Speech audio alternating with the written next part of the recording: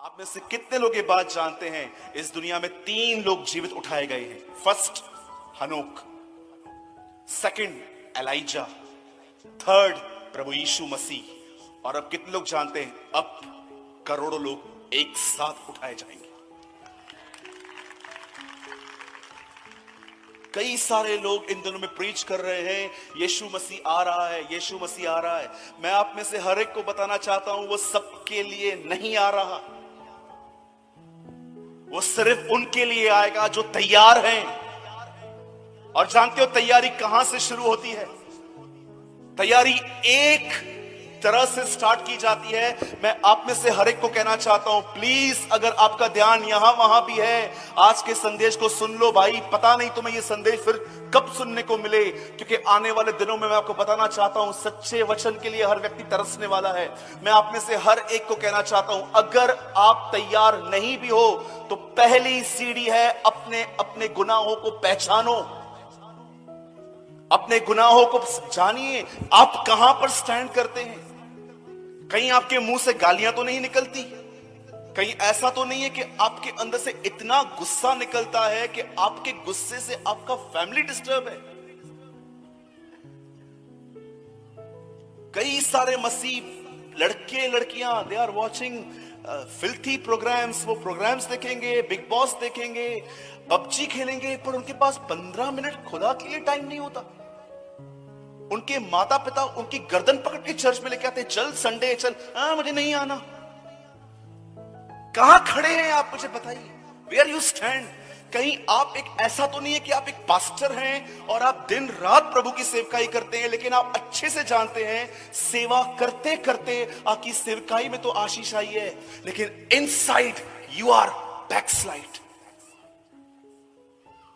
मैं लास्ट 1 साल से इतने प्रचारक भाइयों से मिला, और जब मैं उनको देखता हूं, मुझे प्रभु कई बार बोलता है, देख ministry blessed but he himself backslide.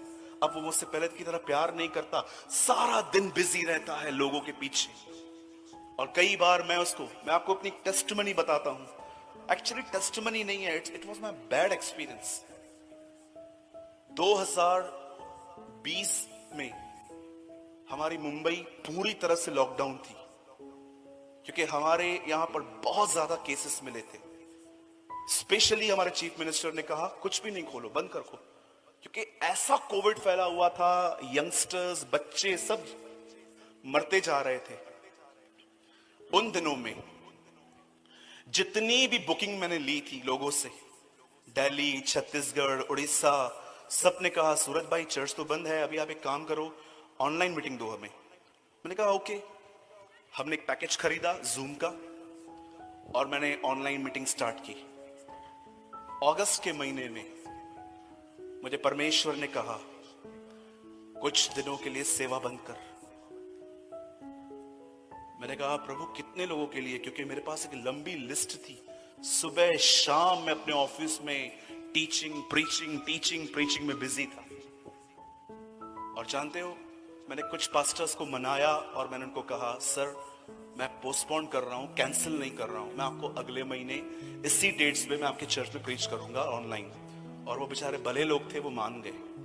और जब मैंने छुट्टी लेकर मैं अपने कमरे में बैठा और मैंने प्रभु से कहा प्रभु मैंने आपकी आज्ञा मानी है, अब मुझे आप बताइए। जानते हो मुझसे क्या हुआ था? प्रचार करते करते करते करते मेरा माइंडसेट जानते कैसे हो गया था?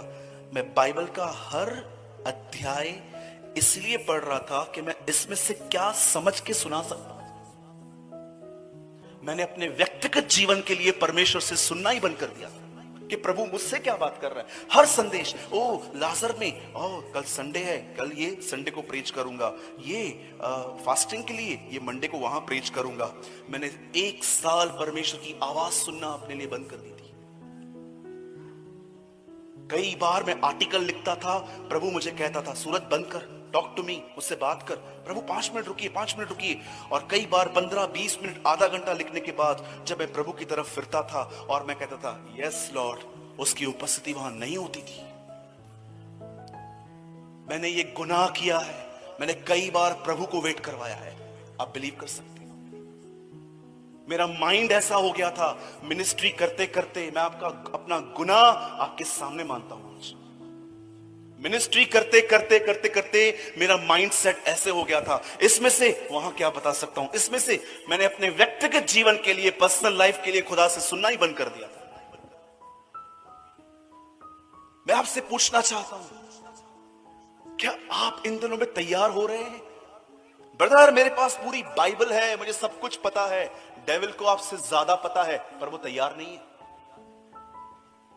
हम तो जानते भी नहीं है कि सर में दर्द हो तो कौन सा वचन लेके बोलना चाहिए। उसको तो एग्जैक्टली पता है कि कभी क्या बोलना चाहिए। यीशु को ऊपर लेके जाके कहता है, अपने आप को फेंक, सुसाइड कर, लिखा है वो तुझे हाथों हाथ बचाएगा।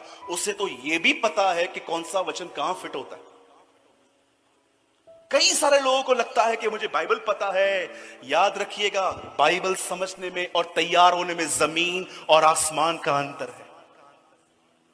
मैं आपको ऐसे लोग दिखा सकता हूं जो पूरा बाइबल जानते हैं, पर आज भी उन्हें अपने गुस्से पे कंट्रोल नहीं है। मैं आपको ऐसे लोग दिखा सकता हूं, दे नो होल बाइबल, सबत का दिन कब है, प्रकाशित वाक्य में 7 कटोरे क्या हैं, ये क्या है, वो क्या है, ये एजकल में लिखा है पहिए क्या है, पतरस ने एलिया और मूसा को पहचाना। दे नो ऑल आंसर्स, उन्हें सब कुछ पता है, लेकिन आज भी उन्हें अपनी आंखों पर कंट्रोल नहीं है।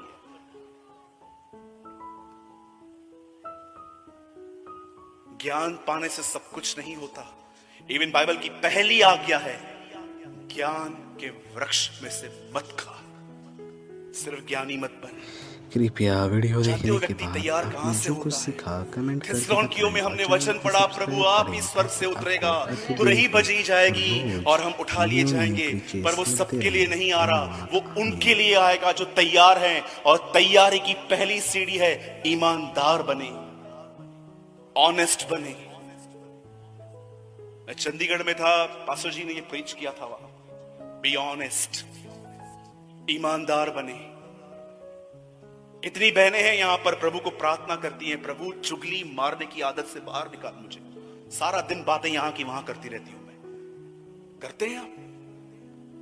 कितने भाई लोग हैं यहां पर जो कहते हैं, प्रभु मेरी आंखों को शुद्ध कर। लड़कियां टाइट फिट्स पहन के सामने से जब जाती हैं, मेरी नजर जाती है, बार बार मुड़ के देखता हूं मैं उन्हें।